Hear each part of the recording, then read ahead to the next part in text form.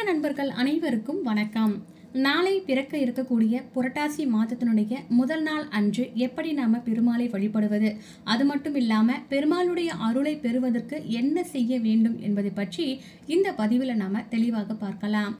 புரட்டாசி மாதம் காலநிலையில் மாற்றம் ஏற்படக்கூடிய மாதம் என்பதனால் தெய்வ சிந்தனையில இருக்கக்கூடிய ஒரு மாதமாகவே இருக்கு. இந்த மாதத்துல அசைவ உணவுகளை சாப்பிடுவதை தவிர்த்து கொள்வது நல்லது. வாழ்க்கையை நல்ல வழிக்கு எடுத்து செல்லக்கூடிய மாதம் என்பதனால புரட்டாசி மாதம் தனி சிறப்பு வாய்ந்த மாதமாகவே சொல்லப்படுது. இந்த மாதத்தினுடைய சிறப்புகள்னு பாத்தீங்கன்னா, புண்ணியம் வாய்ந்த மாதம். அதாவது ஒரு மாதத்துல ஏதாவது ஒரு நட்சத்திரம், திதி, கிழமை இதுதான் சிறப்பாகவே இருக்கும். ஆனா இந்த புரட்டாசி மாதத்துல தான் எல்லா நாட்களுமே சிறப்பு பெற்று புண்ணிய பலன்களை தரக்கூடிய மாதமாகவே இருக்கும். இது தெய்வ அருள் மட்டுமில்ல, முன்னோர்களுடைய அருளையும் நமக்கு பரிபூர்ணமாகவே பெற்றுத்தரும். புரட்டாசி மாதத்துல நாம செய்யக்கூடிய வழிபாடுகளும் வழங்கக்கூடிய தானங்களும் முன் ஜென்ம பாவங்களை நீக்கி வாழ்கின்ற இந்த காலத்துல மகிழ்ச்சியையும், வாழ்க்கைக்கு பிறகு இறைவனுடைய திருவடிகளை இருக்கக்கூடிய பாக்கியத்தையும் நமக்கு கிடைக்க செய்யும். இந்த மாதத்தினுடைய முதல் நாளிலிருந்து கடைசி நாள் வரைக்குமே இந்த நாளில் நம்ம என்ன செய்தாலும் அதற்கு ஒரே மாதிரியான பலன் கிடைக்கும்னு சொல்லுவாங்க. புரட்டாசி மாதம் பெருமாளுக்குரிய மாதம் என்பதனால இந்த மாதம் முழுவதுமே பெருமாளை நினைத்து விரதம் இருக்க முடியாதவர்கள் கூட சனிக்கிழமைகள்ல விரதம் இருந்து பெருமாளை நினைத்து மனதார வழிபாடு செய்தாலே ஏகாதசி விரதம் இருந்து வழிபட்ட புண்ணியமும் புரட்டாசி மாதம் முழுவதும் விரதம் இருந்த பலனுமே கிடைத்திடுமாம். மாதங்களில் நான் மார்கழி என்று பகவான் கிருஷ்ணர் கீதையில் குறிப்பிட்டபடி மார்கழிக்கு இணையான தெய்வீக தன்மை கொண்டது இந்த புரட்டாசி மாதம்.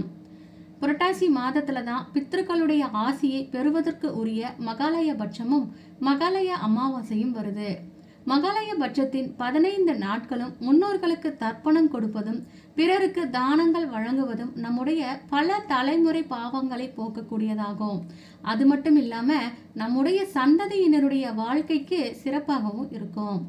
மகாலய பட்சத்தின் 15 நாட்களுமே நம் முன்னோர்கள் அனைவருமே பித்ருலோகத்திலிருந்து பூமிக்கு வந்து நம்முடனே தங்கி இருந்து நாம் செய்யக்கூடிய வழிபாடுகள், தர்ப்பணங்கள் இவை அனைத்தையும் ஏற்று ஆசிகள் வழங்குவதாகவே ஐதீகமும் இருக்கு. புரட்டாசி மாதம் பெருமாளை வழிபடுவதற்கும் முன்னோர்களை வழிபடுவதற்கும் மட்டுமில்ல, இந்த உலகை காக்கக்கூடிய ஜெகன் மாதாவான அம்பிகைக்கு உரிய மாதமாகவே இருக்கு. புரட்டாசி மாதத்தில் தான் அம்பிகைக்கு உரிய நவராத்திரி திருநாளுமே வரும். மகாலய அமாவாசைக்கு அடுத்து வரக்கூடிய 9 நாட்களுமே நவராத்திரி பண்டிகையாகவே இருக்கு. அம்பிகையை பல்வேறு வடிவங்களில் கொண்டாடக்கூடிய காலமும் இது.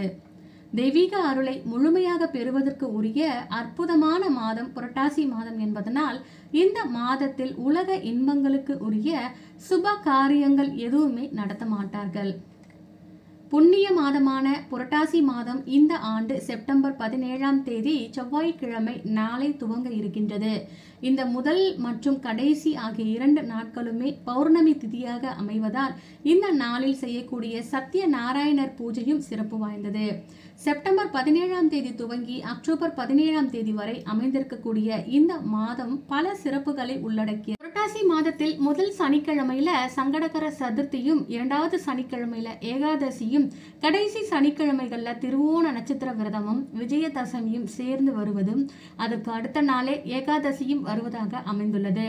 அக்டோபர் 2ஆம் தேதியான புதன்கிழமை மகாலய அமாவாசையும் 2 பௌர்ணமிகளும் புரட்டாசி மாதத்தில் வருவது மிக மிக சிறப்பு வாய்ந்ததாகவே சொல்லப்படுது.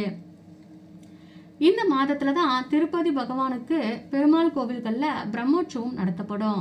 தெய்வங்கள் பெருமாளை வழிபட பூமிக்கு வரக்கூடிய இந்த புரட்டாசி மாத சனிக்கிழமையில பெருமாளுக்காக மாவிளக்கு ஏற்றி வைத்து வழிபடுவது வழக்கம்.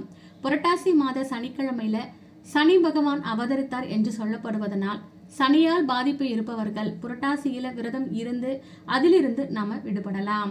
அது மட்டும் இல்லாம சனிக்கிழமைகள்ல பெருமாளை வழிபட்டால் அனைத்து விதமான கஷ்டங்கள், துன்பங்கள் இவை அனைத்திலிருந்தும் விடுபடலாம் என்பது நம்பிக்கையாகவே இருக்கு. நாளை பிறக்க இருக்கக்கூடிய புரட்டாசி மாதத்தினுடைய முதல் நாளில் வீடு அனைத்தையும் சுத்தம் செய்த பின்னர் பெருமாளுடைய படத்திற்கு சந்தனத்தினால பொட்டு வைத்து அவருக்கு துளசி மாலைகளை சாற்றி பச்சை கற்பூரம் சிறிதளவு அந்த படத்தினுள் வைத்து விடுங்கள். அது மட்டும் இல்லாம விளக்கு ஏற்றக்கூடிய எண்ணெயில சிறிதளவு பச்சை கற்பூரமும் சேர்த்து பெருமாளுக்காக நைவேத்தியங்களை வைத்து நாளை முழுவதும் கோவிந்தா என்ற நாமங்களோட உங்களுடைய நாளை நீங்க தொடங்கலாம். இப்படி இந்த மாதம் முழுவதுமே பெருமாளுடைய நாமங்கள் உச்சரிக்கக்கூடிய எந்த இடமாக இருந்தாலும் அந்த இடத்துல பெருமாளுடைய அனுக்கிரகம் முழுமையாகவே கிடைக்கும். அது மட்டும் இல்லாம வீட்டில் இருக்கக்கூடிய சுவாமி சிலைகளுக்கு மஞ்சள் கலந்த தண்ணீரால் அபிஷேகமும் செய்திடுங்க. இப்படி அபிஷேகம் செய்து முடித்த பிறகு பெருமாளுக்காக நீங்கள் செய்து வைத்திருக்கக்கூடிய துளசி மாலைகள், வாசனை நிறைந்த மலர்கள் இவை அனைத்தையும் வைத்துவிட்டு நெய்வேத்தியமாக வைத்து வணங்கிய பின்னர் தூபம் காட்டி வழிபடுங்க. அவருடைய நாமங்களை முடிந்த வரைக்கும் நீங்க உச்சரிக்கலாம். விஷ்ணு சகஸ்கர நாமத்தை நீங்க பாராயணம் பண்ணலாம். புரட்டாசி முதல் நாள் இந்த முறையில் எளிமையான வழிபாட்டு முறையை செய்வதன் மூலம் பெருமாள் மற்றும் மகாலட்சுமியினுடைய அருள் பரிபூர்ணமாகவே கிடைக்கப்பெற்று நிறைவான வாழ்க்கையை வாழலாம். கண்டிப்பாக இந்த பதிவு உங்களுக்கு பயனுள்ளதாகவே இருக்கும்னு நினைக்கிறேன். இருந்தால் உற்றார் உறவினர்களுக்கு ஷேர் பண்ணி விடுங்க. அது மட்டும் இல்லாம நம்ம சேனலையும் சப்ஸ்கிரைப் பண்ணிட்டு பக்கத்தில் இருக்கக்கூடிய பெல் பட்டனையும் கிளிக் பண்ணி வச்சுக்கோங்க. மீண்டும் அடுத்த ஒரு நல்ல பதிவில் சந்திக்கலாம். அது வரைக்கும் நன்றி. வாழ்க வளமுடன்.